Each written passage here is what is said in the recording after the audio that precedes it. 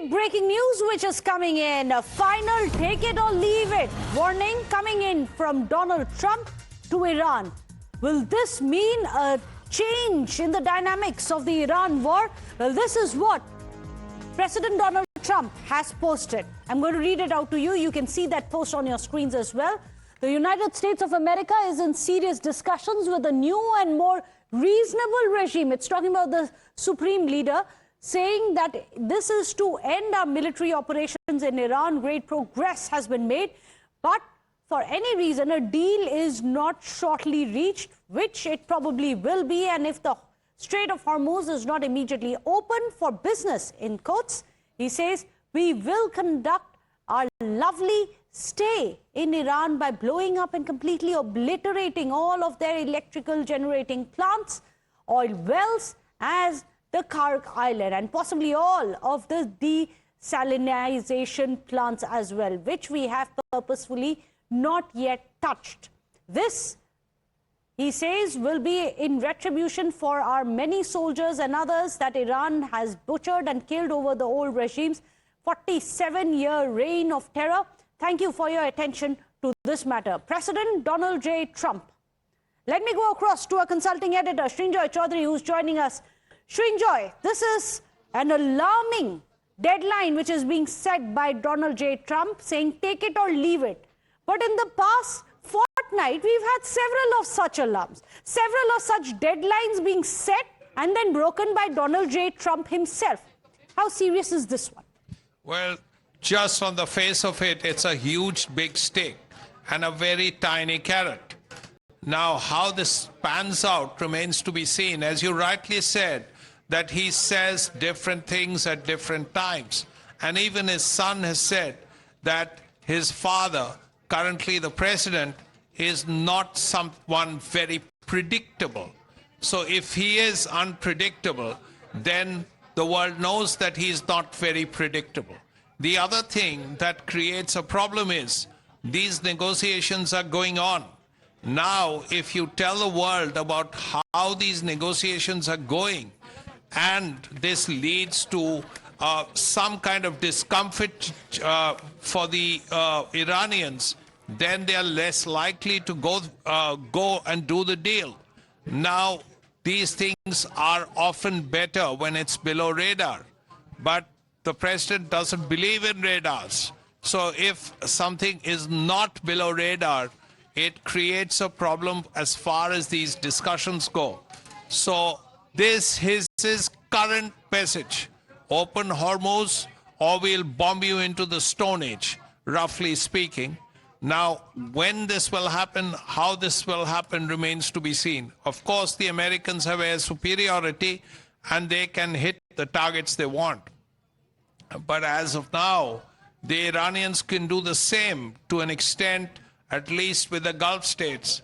And if the Iranians hit, let's say, the oil fields. In fact, Srinjoy, you must tell us, tell our viewers, remind our viewers rather, what exactly it is that Iran has said, because there were similar threats which came when he set a 5-day warning, then he set a 10-day deadline, now he's saying it again. In the past, Iran has been very categorical as to what the nature of their retaliation in American assets across Gulf nations are going to be. You must remind our viewers of that. Yes, first of all, the Iranians have said we are not talking with the Americans, which technically is true because there are other people who are involved in these negotiations, Pakistan, Egypt, Turkey, and so on. But the Iranians have the ability to hit back. And if you're going to hit, let's say, the Gulf and desalination plants, oil fields, oil refineries, power plants, then this entire area, the Israel and America hitting Iran, Iran hitting Israel and the Gulf states and nearby areas. And if these are the targets, this whole place becomes an area of darkness. It's very worrying. It's very worrying, not just for the countries concerned, but for the whole world. Absolutely. Is there any let-up on war? Which side's going to blink? Let me go across to Israel. Joining us live from Tel Aviv is Mayank. Mayank, As always, we are going to start by hoping that you are safe and you are adhering to every time there is a siren and you are running to the safety, we hope, as the shelters are there. But unfortunately, there seems to be no let-up in this kind of a war. Which way is Israel viewing all of this? Because interestingly, Israel is the one which many believe had pushed Donald J. Trump, at least his critics had said, into the war.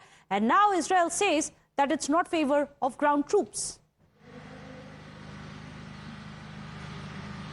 Yes, to begin with, we are following all the standard operating procedures, and it is one of the best learning we can get from this place. And people rush away to the bunkers, and I mean, there are the number of lives which have been lost has been less because of that only. So it's a very important fact, and you brought it rightly. Now, coming to specifically this entire milieu of things which are happening in these days, no, I mean, there are multiple telltale signs as far as things is concerned. Number one, the forces are moving in that region. America, US has been moving its forces to that side. Number one. Number two, Pakistan has been making statements that they are preparing the foundation or the places so that a talk can be held. Number three, as far as the place from where we are reporting, which is Tel Aviv, the operations have continued from this side, and the IDF has continued to hit bases, places, and multiple cities of Iran of Iran. So what you see is actually there are multiple aspects to it. And now let's come to the deadline, which is ending on Monday and 6th of April. That is around 8 EST, Eastern Standard Time of the US. Now, having said that, one side, when things about statements on talk are being made, the other side, lots of forces are moving that side. Yesterday, the IDF has continued with its operations.